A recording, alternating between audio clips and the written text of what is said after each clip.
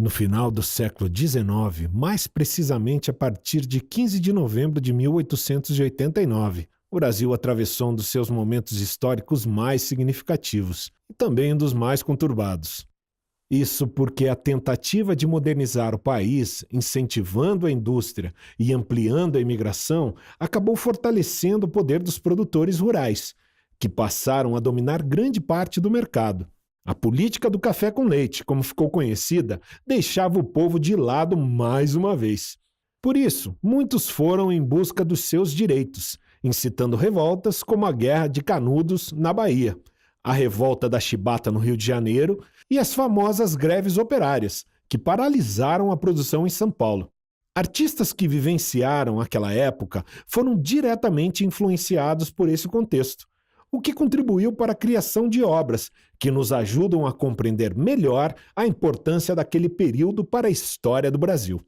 Longe da aridez do sertão brasileiro e na mesma época da proclamação da República, nascia o cinema, que também acabou seduzido pelo lirismo da literatura e pelos eventos e acontecimentos da história da humanidade, transformando tudo isso em grandes histórias. Com o cinema nacional, é claro, não foi diferente.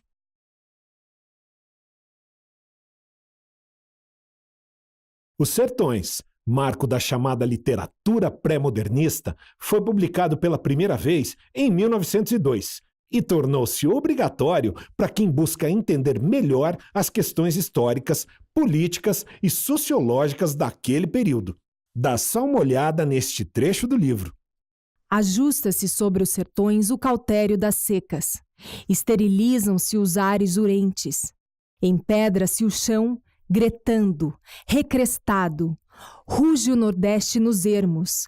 E, como um cilício dilacerador, a caatinga estende sobre a terra as ramagens de espinhos. Estas palavras, um tanto rebuscadas, retratam o cenário da seca enfrentada por aqueles que precisavam viver no sertão. O filme A Guerra de Canudos, além de ilustrar a luta de Antônio Conselheiro e o genocídio de Canudos, consegue traduzir em imagens a poesia do texto de Euclides da Cunha e a luta de um povo que tinha sede de água, terra e trabalho. O livro O Rei dos Jagunços, Crônica Histórica e Costumes Sertanejos sobre os Acontecimentos de Canudos, de 1899, também serviu como fonte de pesquisa e inspiração para a adaptação do filme. Apareceu no sertão do norte um indivíduo que se diz chamar Antônio Conselheiro e que exerce uma grande influência no espírito das classes populares, servindo-se do seu exterior misterioso e costumes ascéticos com que se impõe a ignorância e simplicidade.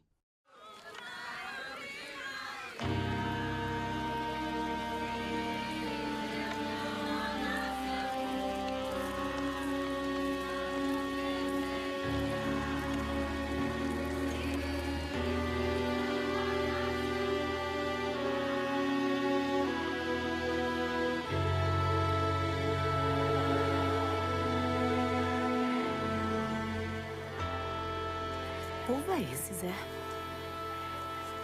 Pois se não é ele, o bom Jesus Conselheiro.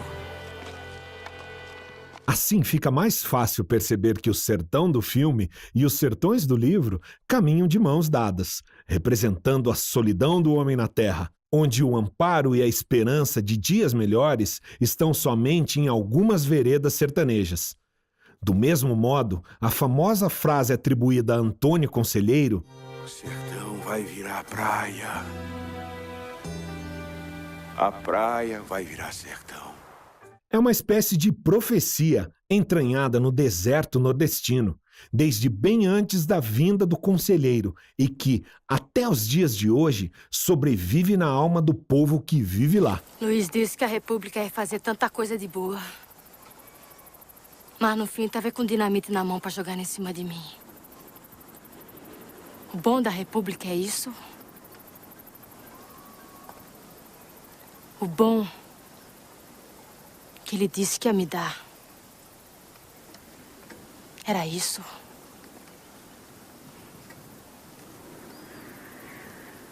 Vamos embora, vamos? Pra onde? A gente acha um lugar. Bora. Abril Despedaçado é outro filme que retrata a dura vida do sertanejo, e no qual é possível observar a influência direta das obras de Euclides da Cunha e Manuel Benício. Mais uma vez, as aflições do povo se misturam com a fé e as esperanças de quem vive nos vilarejos empoeirados e esquecidos pelo novo governo.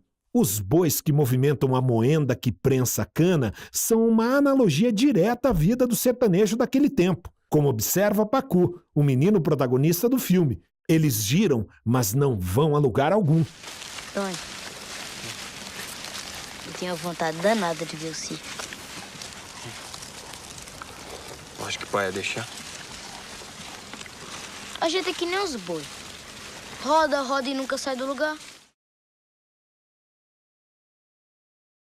Mas é impossível falar sobre a Velha República sem mencionar um dos ícones mais representativos da época, Policarpo Quaresma, personagem título do romance de Lima Barreto, levado às telas do cinema em 1998, no filme Policarpo Quaresma, Herói do Brasil. O longa retrata o descontentamento em relação à criação da República, que manteve os privilégios dos militares e das classes mais favorecidas. O ministro prometeu, enfim, uma vaga no tribunal. Ontem eu mandei um queijo de cabra para sua mãe. Hoje mandei flores para sua mulher. E amanhã sai no Liberal um artigo que eu escrevi com citações em francês e latim. Botei o homem nas alturas. Não vai ter como me negar essa nomeação. Você vai muito longe, doutor Genelício. Vai mandar no tesouro. A República foi feita para criar vagas e promoções. Esses bacharéis. Os casacas ainda detestam homens de farda. Longe de nós, paisanos. Respeitamos com louvor o mérito e a honra dos que arriscam a vida nas armas. Mas o país valoriza o regime dos incompetentes com o intuito de rebaixar as classes militares. Temos que viver às claras. A ordem por base, o progresso por fim. Nacionalista fanático, o Major Quaresma acreditava no desenvolvimento de seu país. Sua jornada é narrada em 3 partes, que abordam as questões culturais, agrícolas e policiais. Ao longo da história, ele fica frente a frente com a desigualdade social e a opressão às classes menos favorecidas. Injustiçado, é considerado louco, pouco antes de rumar para o seu triste fim.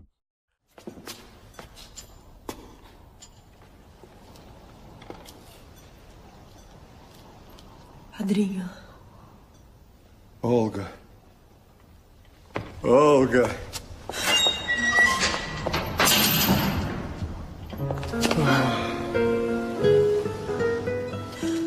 Por que estou aqui? Uma injustiça. Sim, mas de quem me acusam? De traição. Então é minha carta. Claro. Se acusar os fuzilamentos é traição. Foi o próprio presidente quem mandou executar os prisioneiros. Mas por quê? Matar. Para afirmar sua vitória e intimidar a oposição. Seu poder não pode mais ser contestado nem discutido. É a ditadura. Vamos lutar pela liberdade, padrinho. Ai, Olga, o que eu fiz da minha vida? Não me casei, não me diverti, não tive filhos. Mas tive fé no país. Amei o Brasil, sonhando fazer o povo feliz. Como acabarei? Tenho medo. Tanta coisa por fazer ainda. Será que a pátria vai me recompensar com a morte? Será que eu mereço esse triste fim? Toda essa coxa de retalhos, formada por textos e imagens, nos ajuda a compreender melhor a inter-relação entre a história da literatura e a literatura da história, representadas no cinema. Com base nessa análise, podemos, por exemplo, relacionar aquele período com a realidade atual do país. Será que estamos muito diferentes? Nesse caso, a arte continua sendo uma ferramenta fundamental para registrar e questionar problemas e cenários sociais contrastantes, estimulando o nosso olhar crítico e a nossa iniciativa em atuar e interagir mais no lugar onde vivemos, seja ele nossa rua, nossa comunidade ou nosso país.